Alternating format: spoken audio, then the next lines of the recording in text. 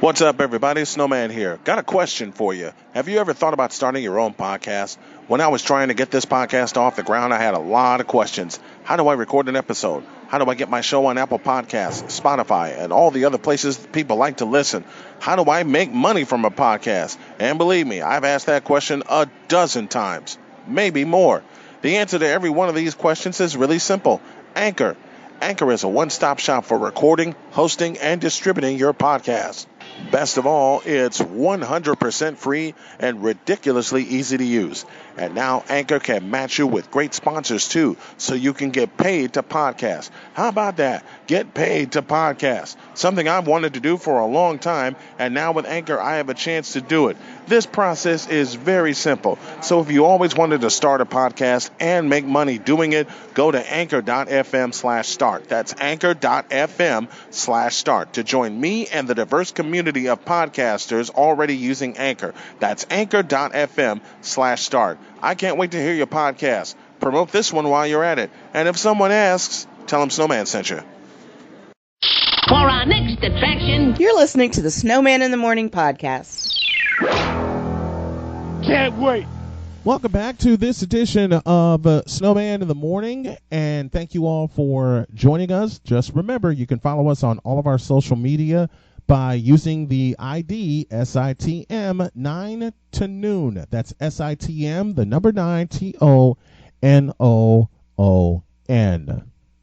I have not talked any college basketball on this program in a long time, and when I did it on a consistent basis, and believe me, I'm going to start doing it again, I had a fellow helping me out. That was 3 years ago. I've talked some college basketball since, but not consistently, and I have this young man back with me from Sin City in Las Vegas. This is Greg Peterson, and he joins me right now. How are you, my friend?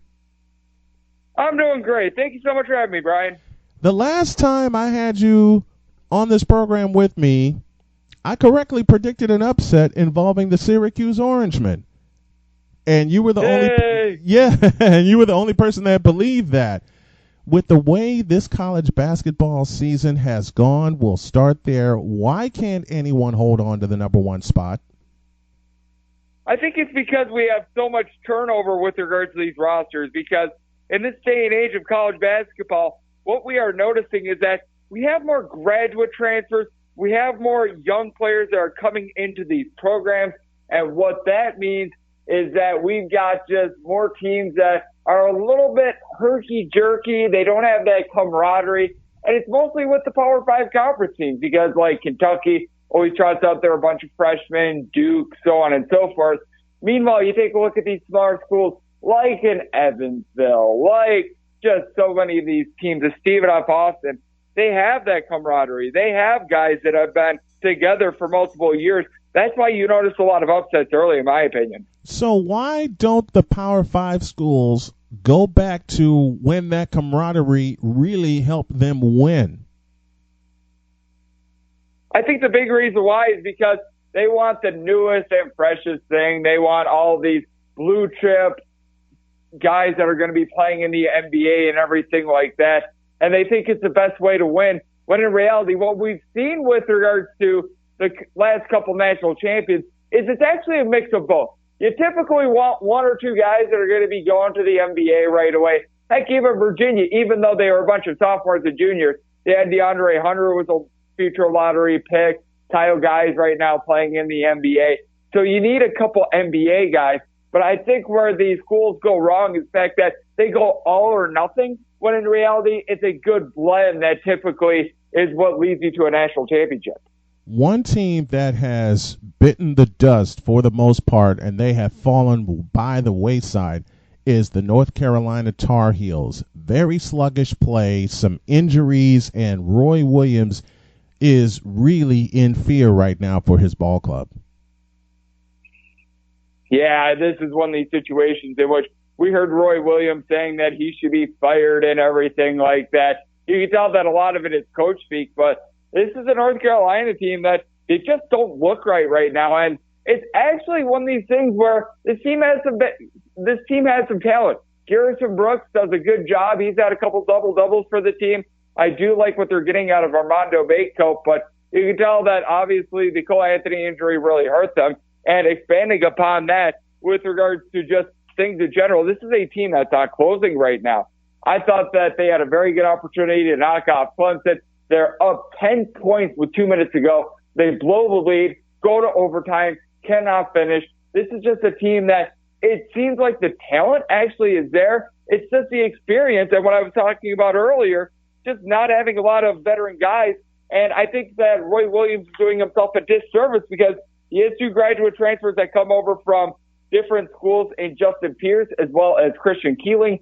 Both these guys average like 15-plus points per game at their former schools, and he's not really using them too much. One of the teams that I want to hit on that got off to a hot start, they've since cooled off, but they're sitting at 12-4 right now in the Big East Conference.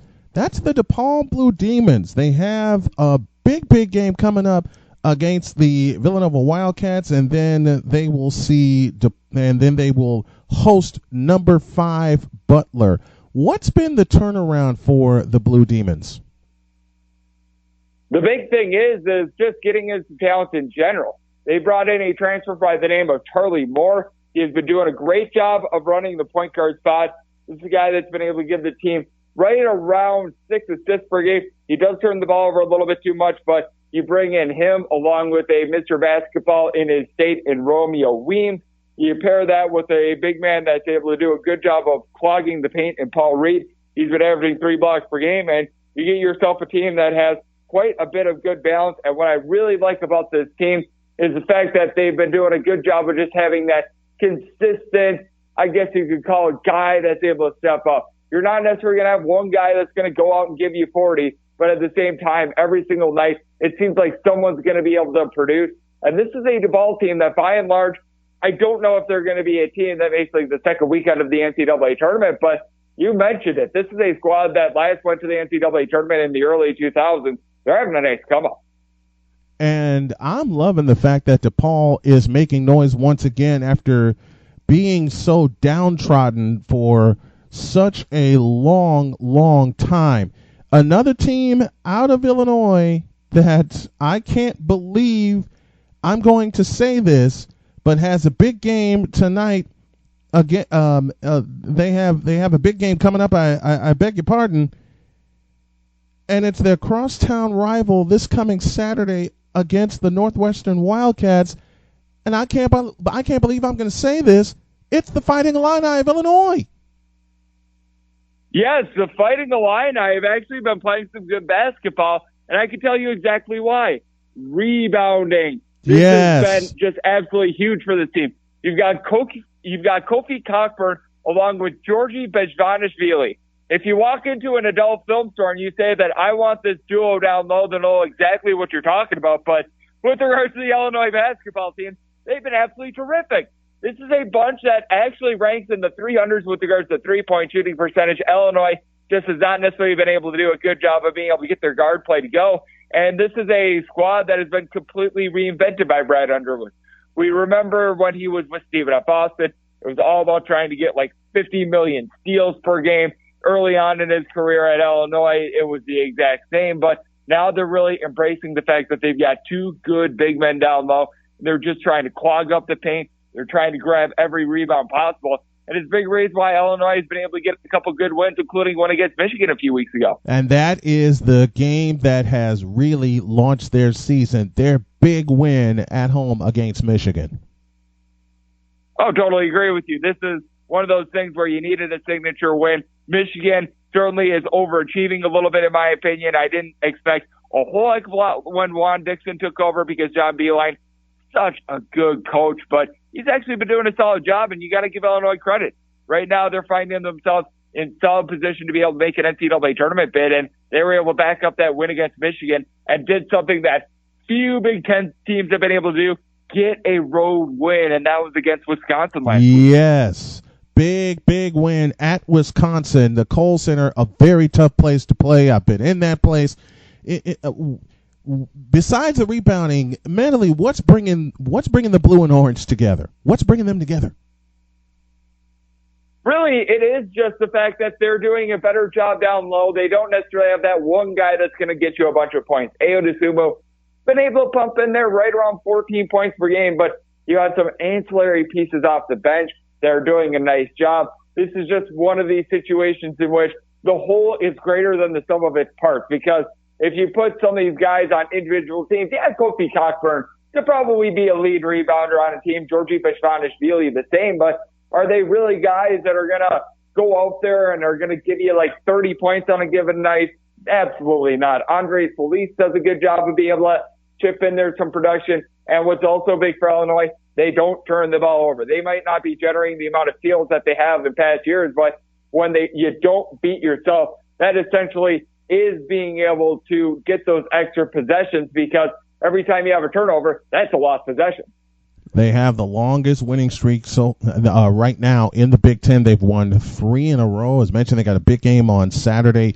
The big win at Wisconsin, the win versus Michigan. I mean, they are sneaking up and making some noise on a lot of people. Let's stay in the Big Ten. Who do you think is that team that could take over that conference? Oh, man. Whoever can win on the road. I mean, that's honestly what it is, because you take a look at how the Big Ten has performed in conference games. The home team is 32-5 entering into Tuesday's action. That is ridiculous.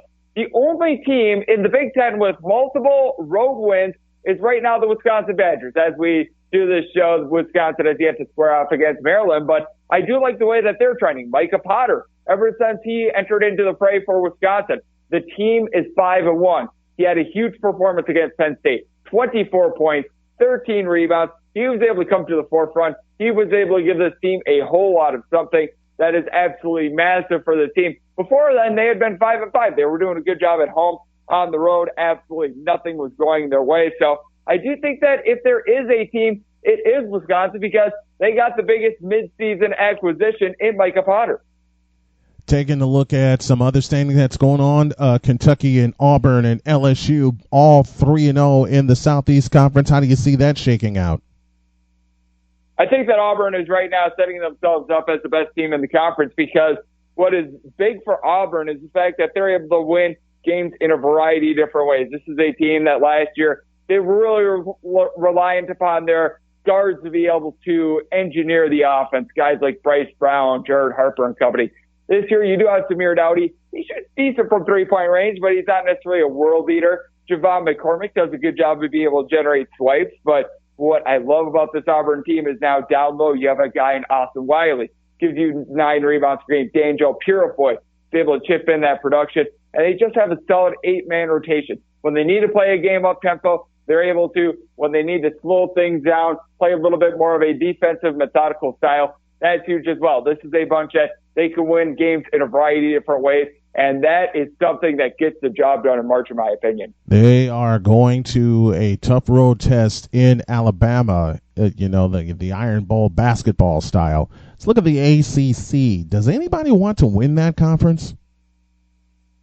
Well, Duke is looking pretty darn good. I do like what they're showing. They had that loss to Stephen F. Austin early on in the year, but that was a Duke team that was a little bit banged up at the time. Now you've got Cassius Stanley, Matthew Hurt and company all firing on all cylinders. I do like what they're getting out of Vernon Carey as well. This is a guy that's able to haul in there right around 8 rebounds per game. So I do think that Duke is playing very well in the ACC, but we were talking about North Carolina a little bit earlier. This is a team that's a mess.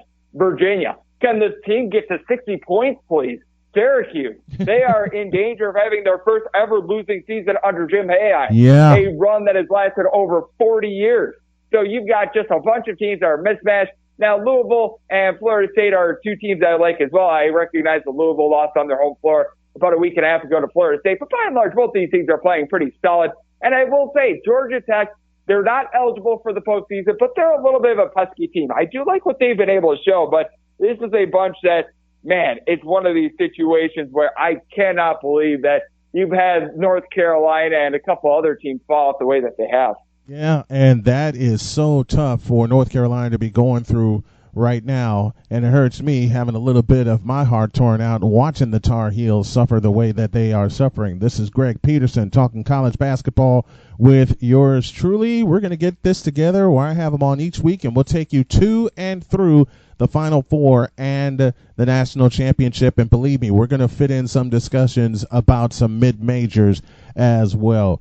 Greg, a pleasure to have you back on the show, my friend. Great to be on with you. Thank you. We got some more stuff coming up for you as we continue hour 2. After the break, you will hear from Uncle Smoothie. Who the heck is that? I will explain in a flash.